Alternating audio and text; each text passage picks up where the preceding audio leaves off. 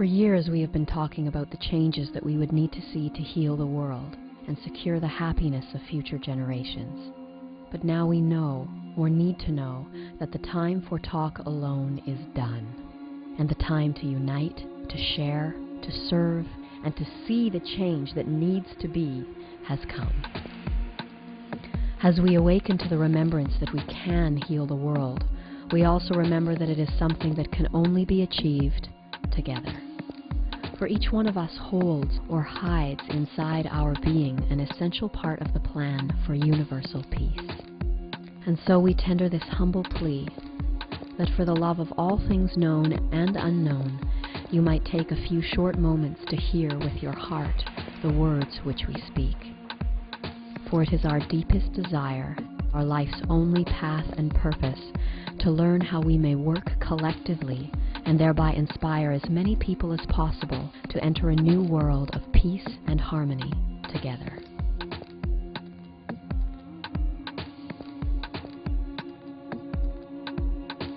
All around the planet, people are awakening to the reality that humanity and the Earth are now entering a heightened phase of activity on their inseparable journeys of growth and expansion. This acceleration is marked by increasing solar flare activity and by the rising temperature of every planet in our solar system. While here on Earth, time itself seems to be speeding up and chaos mounting as phenomenal shifts occur in our physical and perceptual realities with increasing rapidity. The simplest explanation behind this sense of speeding up is that our planet's vibrational frequency is rising.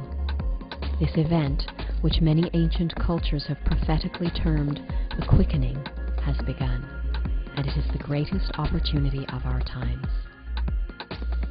As our solar system completes a cycle of its journey through the cosmos, we will soon align with a plane that crosses the center of our galaxy. And as our planet aligns with this higher vibrational field, she is showing us the greatest honor by tuning herself to these higher frequencies, thereby becoming a vehicle which will transport those who truly wish to change into a new world and a new age. That said, it is essential to understand that each individual's consciousness must be raised to a minimal level in order to qualify for graduation into the new world.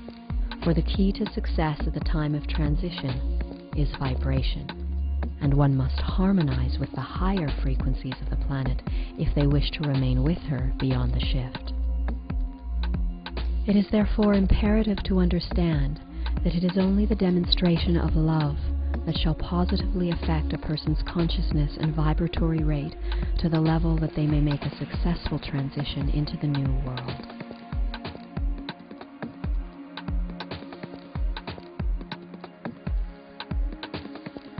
Every human being presently has both the marvelous opportunity and spiritual responsibility to their own soul to raise their vibratory rate as they may in these changing times.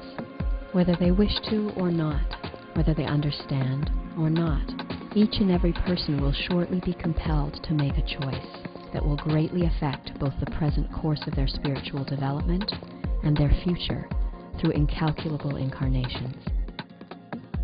And here it must be emphasized that this choice will only be determined by each person's demonstration of their decision, for it is only a person's ability to express their choice through action that will affect their vibratory rate of consciousness.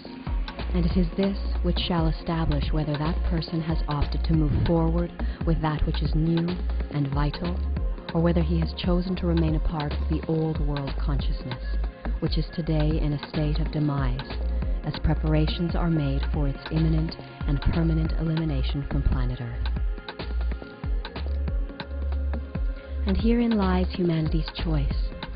Will we continue to support the warped and crumbling structure of the old world by living to better our individual place within it?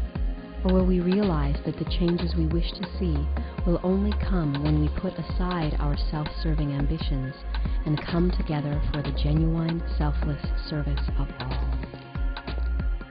The capacity for change lies within each one of us, for if it can be agreed that a change is needed, And if it can also be agreed that the change we would wish to see is not going to come from our current self-serving system of governance and authority, then we may realize that some deeper part of us is waiting for someone else to make that change.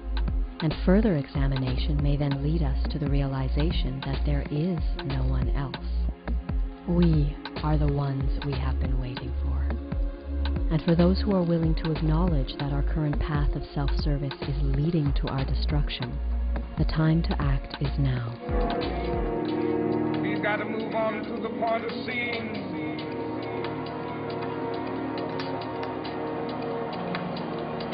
day when justice, brotherhood, peace dwell throughout society.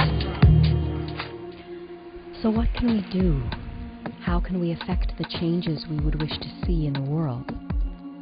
The answer, fortunately, is much simpler than most would imagine. Since the dawn of recorded history, it has been a common misconception that a group or individual can change the world by altering the hearts and minds of others. For there are as many opinions as there are people on this planet, and as evidenced by our history, attempting to align them all to one view is not only an act of futility, it is also one of willful dominance. And it is this self-serving will to change and overpower others that is responsible for all of the conflict on our planet today. Gratefully, ours is an infinitely easier task, born from the immutable truth that in order to change the world, one has only to change oneself. And though it is true that the impact of one person changing oneself might go unnoticed in the relative chaos of our days, it must be realized that if everyone on the planet who wanted peace and harmony were to start living for those ideals rather than for themselves, the world would change. All across the planet there are hundreds of millions of people who want to see the same changes as you, and who would put all that supports this current system of self-service aside if they thought it might make a difference. But now they are waiting, just as you have been, for a sign that they are not alone in wanting something better for the world.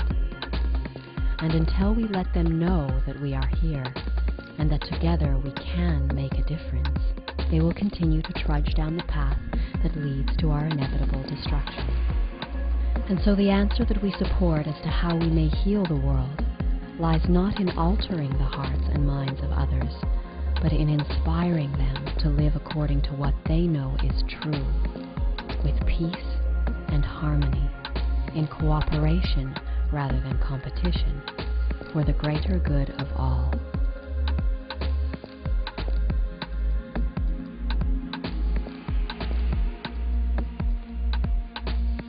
So how might we inspire the masses to follow their hearts? By following our own. The greatest action that we can perform in this moment is to answer our heart's call to come together and to let the world know that we who would wish it well are here, and indeed that we are everywhere. And if you are in alignment with the action of uniting in selfless service, then we wish to serve and to co-create with you, that together we may spread about the factual information of our times and inform the world of the impending choice that every human being must make in the coming days.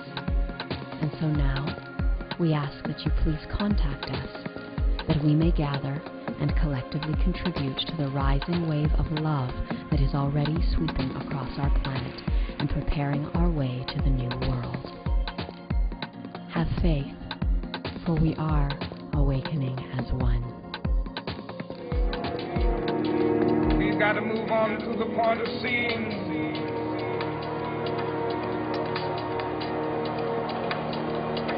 day when justice, brotherhood, peace